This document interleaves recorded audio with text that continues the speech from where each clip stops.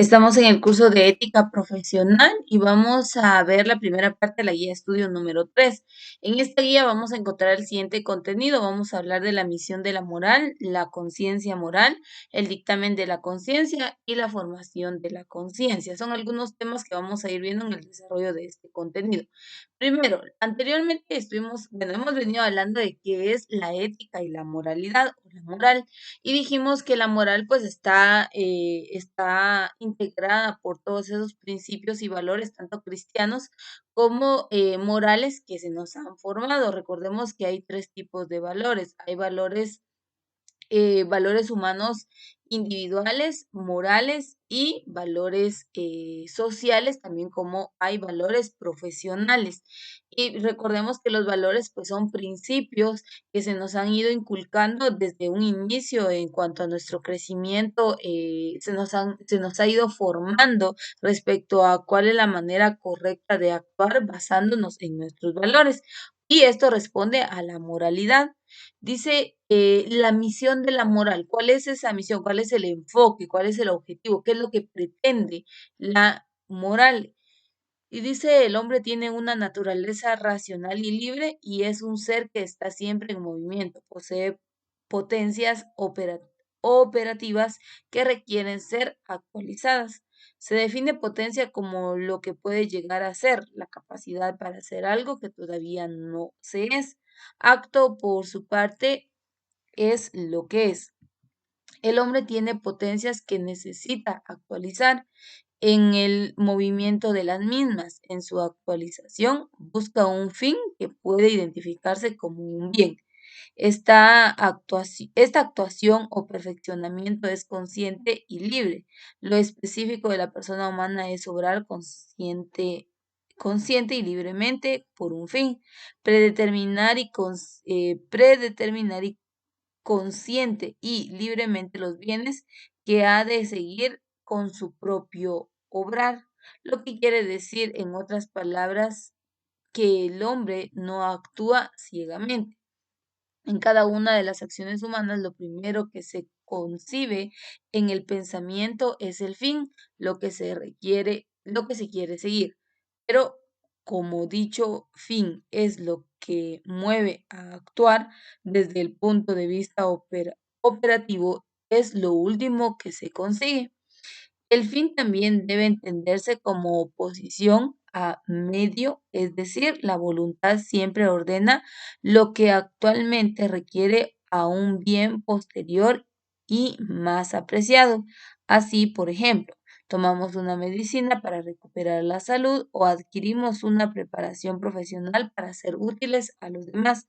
En ambos casos, la medicina y la preparación profesional son medios respecto de los cuales la salud y la ayuda a las demás son fines. Entonces, vamos a hacer un paréntesis acá. Lo que nos está diciendo estos primeros párrafos es que el ser humano em, siempre o antes de actuar, el ser humano va a pensar o va a determinar cuál es ese fin, es decir, qué es lo que pretende alcanzar al momento de actuar.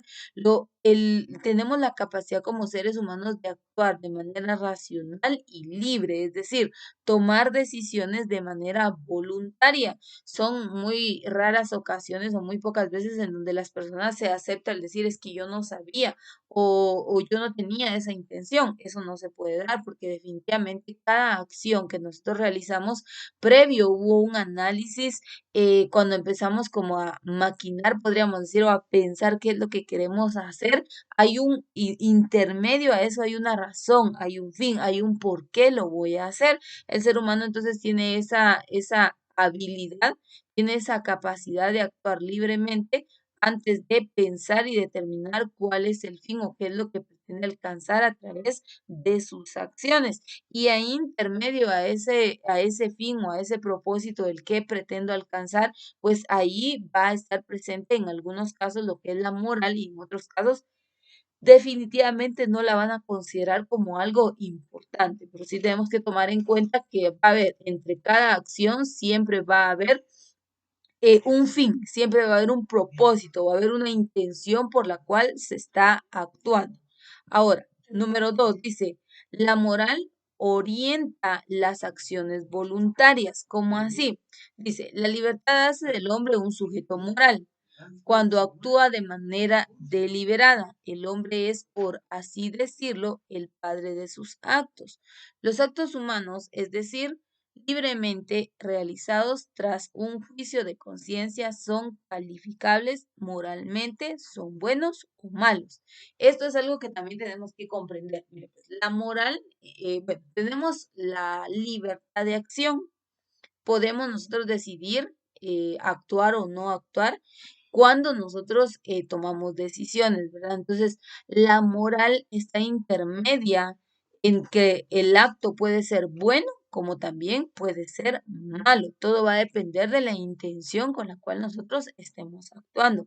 Aquí claramente nos dice, la libertad, dice, hace del hombre un sujeto moral. Es decir, que usted puede actuar, usted puede decidir respecto a lo que quiere, cuándo, cómo, en dónde, por qué quiere. Usted puede actuar libremente. Nadie le va a limitar sus acciones y decisiones. Ahora bien, como usted es un ente o es una persona libre, también tiene que ser consciente de que esos actos libres van a repercutir de manera buena o bien de manera mala.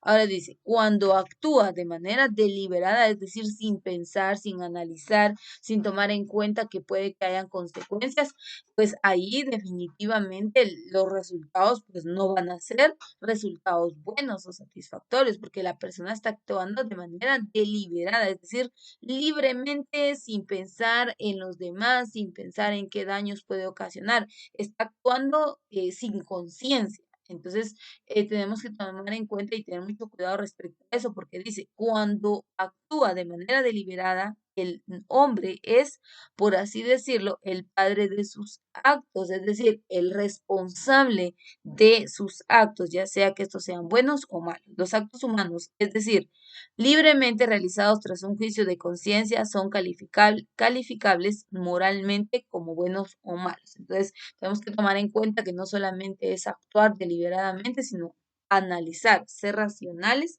sentarse, pensar, ver qué consecuencias me traerán mis actos, a qué nivel voy a causar daños, si estoy o no causando daños en terceros. O sea, tengo que pensar definitivamente qué es o de qué manera voy a actuar y que esa forma de actuar pues sea una manera correcta, sin dañar a los demás. Dice las fuentes de la moralidad. La moralidad de los actos humanos depende, número uno, del objeto elegido, es decir, el fin, del fin que se busca o la intención con la cual se quiere realizar las cosas, de las circunstancias de la acción. Entonces, dice la moralidad, dice de los actos depende primero del objeto, qué es lo que quiero alcanzar, hacia dónde yo quiero llegar, ¿sí? Ahora, el fin, qué busco, cuál es mi intención, por qué estoy pretendiendo llegar a ese lugar o a esa meta, y las circunstancias, qué es lo que me rodea. Por ejemplo, usted ahorita no puede decir, bueno, yo necesito 1 millón de quetzales y me voy a ir a robar el banco. ¿Para qué necesito 1 millón de quetzales? Para comprarme una casa e irme de vacaciones.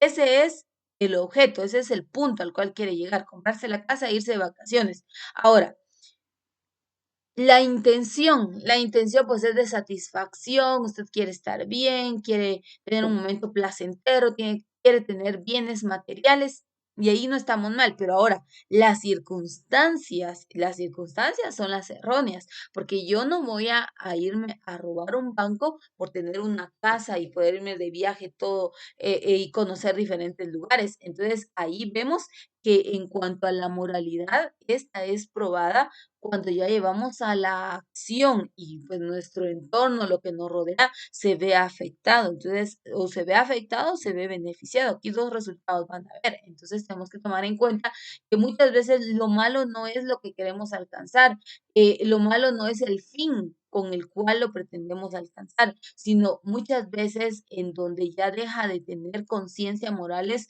dependiendo de las circunstancias o de los recursos que nos valemos para alcanzar tal meta o para llegar a tal punto. Eso es lo que tenemos que comprender. Entonces, hay tres fuentes de la moralidad: el objeto, el fin y las circunstancias.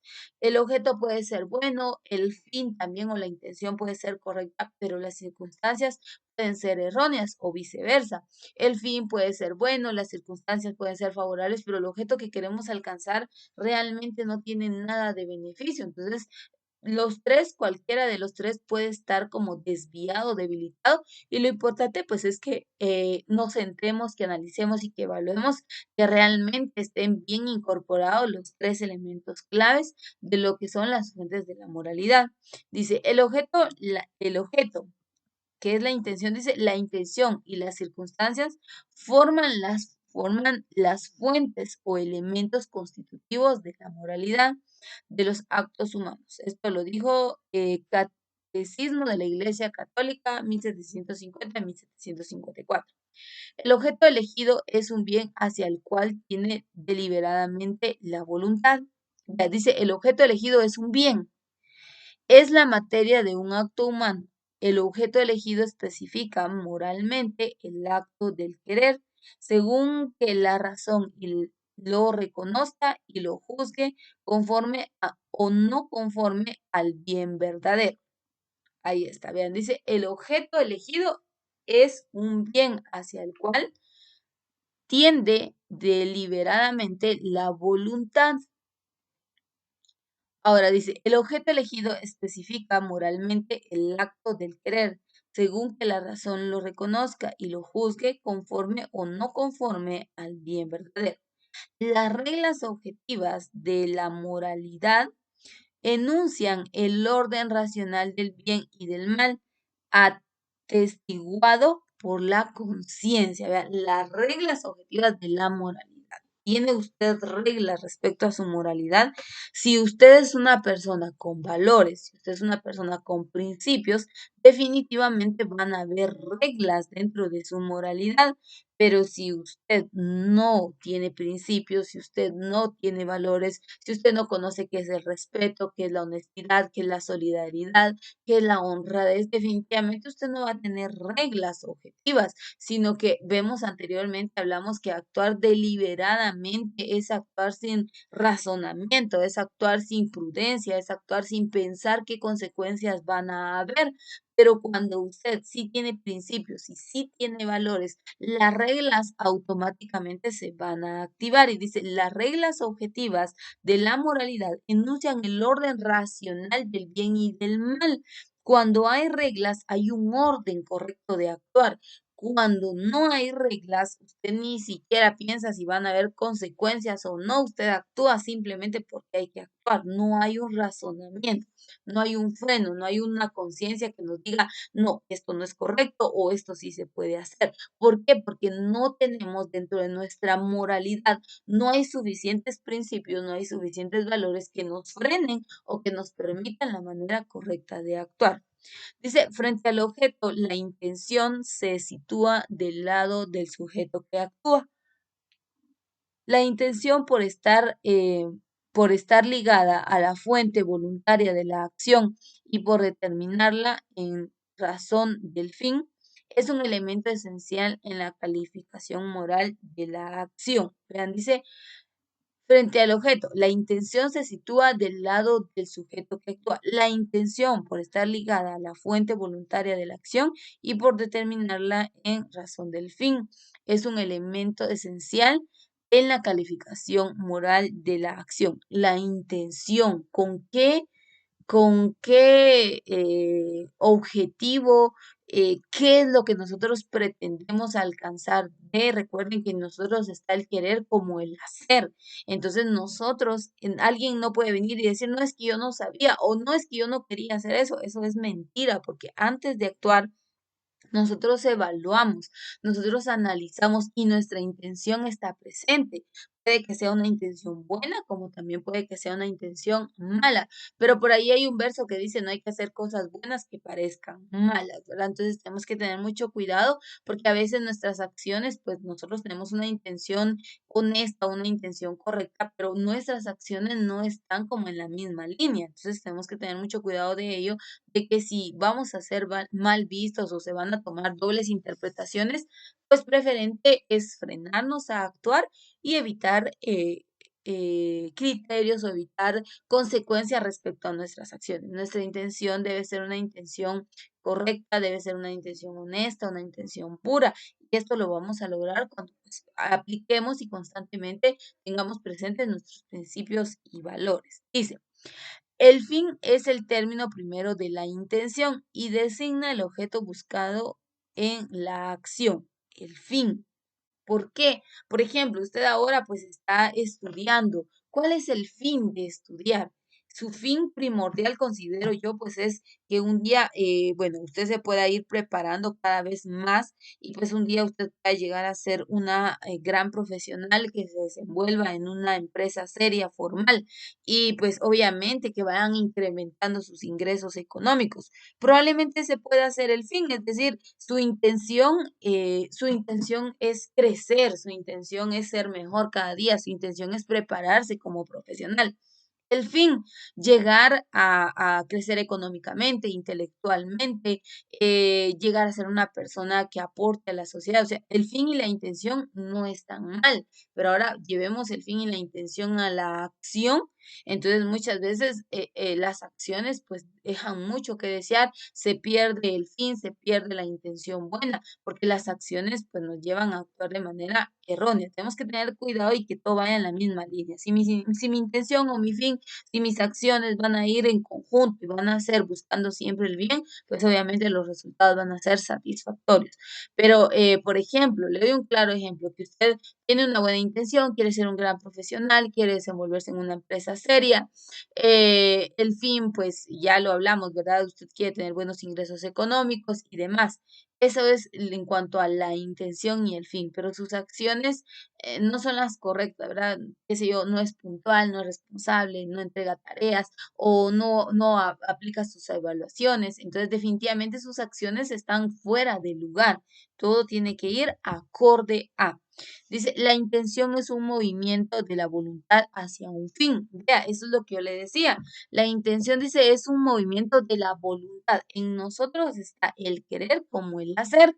Nadie actúa obligadamente. Es que en muy raras ocasiones una persona va a actuar siendo obligada, porque nosotros tenemos la capacidad, a nosotros se nos fue dada la libertad de acción. Dice la Biblia, eso le llama la Biblia libre albedrío. Nosotros tenemos esa capacidad.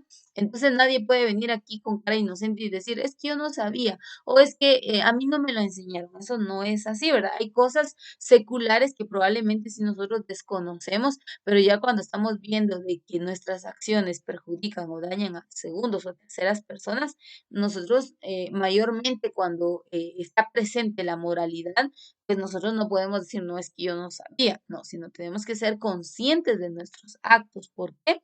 Porque la intención, dice, es un movimiento de voluntad, es decir, que nosotros tenemos en nuestras manos el hacer o el no, el actuar o el no actuar, el frenarnos o darle, como dirían coloquialmente, ¿verdad? Darle rienda suelta a nuestras acciones. No, nosotros tenemos ese dominio propio, es algo también muy importante, el dominio propio, que hablábamos de esto en una clase anterior, el dominio propio a actuar de una manera deliberada, el saber que yo no puedo ir, por ejemplo, en la calle haciendo estragos con vocabulario vulgar o soez, yo no puedo actuar de esa manera, sino tengo que frenar mis actos. Entonces, en mí está esa intención y dice, apunta al bien esperado de la acción emprendida.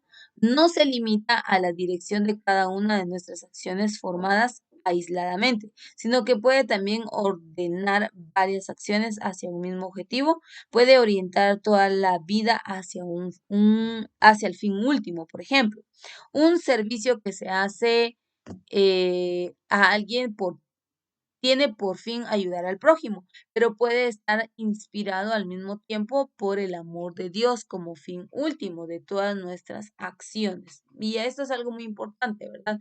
Hay algo en la Biblia que dice que hagamos todas las cosas como que fueran para Dios. Entonces, en realidad, pues hacemos las cosas bien, contribuimos, ayudamos, tal vez no tanto por ese amor al prójimo, sino porque sabemos que eso es grato delante de Dios, o a veces no lo hacemos tanto pensando en la persona. Yo creo que ahí está mejor claro. No actuamos pensando como al 100% en el bienestar o en sí, en la persona, porque quiero agradar a la persona, sino porque realmente yo sé que eso es lo correcto y eso es lo que agrada a Dios. Entonces, al momento de hacer lo correcto y lo que agrada a Dios, obviamente mis acciones van a ser en beneficio de mi prójimo. Entonces tengo que tener mucho cuidado respecto a esto, ¿verdad? Porque como vemos aquí puede ser de manera positiva, así como también puede ser de manera negativa. Dice, una misma acción puede, pues, estar inspirada por varias intenciones, como hacer un servicio para obtener un favor o para satisfacer la vanidad. Y eso también es algo muy cierto, ¿verdad? Yo no sé si usted lo ha hecho, pero a veces usted pide o hace algo para alguien, pero está esperando también algo a cambio, es decir, doy, pero también con la acción o con lo que yo voy a dar, también yo voy a recibir. Yo creo que también inconscientemente hemos caído a este tipo de situaciones. Cuando es inconscientemente, pues yo creo que ahí no hay tanta culpabilidad, pero cuando nosotros lo hacemos intencionalmente, ahí sí tenemos que tener mucho cuidado, ¿verdad? Porque si yo voy a dar, no voy a esperar nada a cambio. Yo estoy dando porque nace de mi corazón, porque es algo que yo veo correcto, porque quizá así se me fue enseñado. Entonces yo voy a actuar siempre esperando el bienestar de los demás, no solamente mi satisfacción personal o no solamente mis beneficios, sino lo voy a hacer también en favor de los demás. Dice, una intención buena no hace ni bueno ni justo un comportamiento en sí mismo desordenado, como la mentira y la maledicencia. El fin no justifica los medios. Esto es algo que tenemos que tomar en cuenta. El fin no justifica los medios. Así, no se puede justificar la condena de un inocente como un medio legítimo para salvar al pueblo. Por el contrario, una intención mala sobreañadida como vanagloria convierte en malo un acto que de suyo puede ser bueno como la limosna. Por ejemplo, que usted venga y, bueno, vea a una persona de escasos recursos en la calle, usted viene y le da un billete de 100, un ejemplo, pero usted luego con sus amigos, con su familia y con todos los que pueda alardea de que dio un billete de 100. Ahí estamos viendo de que el acto no fue el malo, lo malo es el ya venir y de manera, qué sé yo, como de manera altanera o vanagloriosa o de manera de quererme hacer lucir ante los demás, pues doy a conocer mis actos. Ahí estamos cayendo en un error, porque lo correcto sería, bueno, lo hice, dice también otra parte en la Biblia, dice que lo que hace tu mano derecha no lo sepa tu mano izquierda. Es decir, que si usted va a hacer algo, hágalo porque así es bueno, porque así es correcto, pero no hay necesidad de que las demás personas lo sepan. A eso se refiere. Por eso muchas veces, pues, lo correcto es, si alguien le va a elogiar, que lo hagan otras personas, pero que no lo haga usted de usted mismo. Eso no es correcto. Es mejor permitir que sean los demás quienes den a conocer nuestras virtudes, nuestras destrezas, y pues nosotros no caer a lo que es la vanagloria. Dice, las circunstancias comprendidas en ellas, las consecuencias, son los elementos secundarios de un acto moral.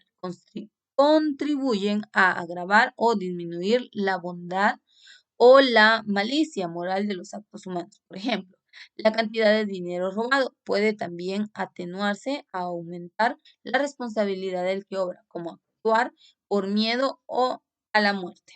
Y algunos otros ejemplos que tenemos ahí. Pero bueno, estamos hablando entonces del fin, de la moralidad, de qué es la intención, cómo nosotros podemos, cuál es la manera correcta de actuar, porque como vuelvo y repito, podemos tener buenas intenciones, pero los medios de los que nos valemos para tener el recurso y poder de esta manera pues colaborar o contribuir muchas veces puede ser erróneo. Tenemos que tener mucho cuidado con ello. En casa yo les voy a pedir que en casa ustedes pues continúen con la lectura acá en la página número 5. Y en las siguientes clases, bueno, ahorita el día de hoy solo vimos la primera parte de la guía número 3. La próxima semana que tendríamos 3 de julio, pues seguiría la segunda parte, ¿verdad? Entonces ahí ustedes pueden leer, pueden adelantar con la lectura en casa para ir ampliando un poquito más este contenido. Pero por el momento, pues nos vamos a quedar hasta acá el día de hoy con el tema, dice, el fin último y la felicidad. Recuerde que cada vez que usted actúe, pues en primer lugar tiene que haber una satisfacción personal, no esperar nada a cambio, su intención debe ser una intención buena, debe ser una intención honesta y ahí es donde vemos cuando nuestros actos están ligados a esto, a querer hacer las cosas bien, a querer no dañar a los demás, pues definitivamente ahí van a ver. Va a estar presente lo que es la moralidad, pero cuando actuamos de manera deliberada, cuando no pensamos en las consecuencias, cuando no pensamos a quiénes vamos a afectar, pues ahí definitivamente no está presente, ¿verdad? Entonces es muy importante que tengamos presente que, como vimos anteriormente, dice, el fin no justifica los medios. Es decir, el hecho de que usted ayude, el hecho de que usted sea bueno, pero que se haya hecho valer de manera negativa o errónea de los recursos, el hecho de que lo que usted hizo al final fue algo bueno, no quiere decir que sea aceptable lo demás. Al contrario, ¿verdad? Va a ser rechazada su actitud. Entonces tenemos que tomar mucho en cuenta esto que es parte de la moralidad y la conciencia moral humana que nosotros debemos tener como personas, pues el punto es ser lo mejor posible cada día, actuar de manera correcta sin dañar a los demás. Nos vamos a quedar hasta acá el día de hoy con la primera parte de la guía de estudio número 3.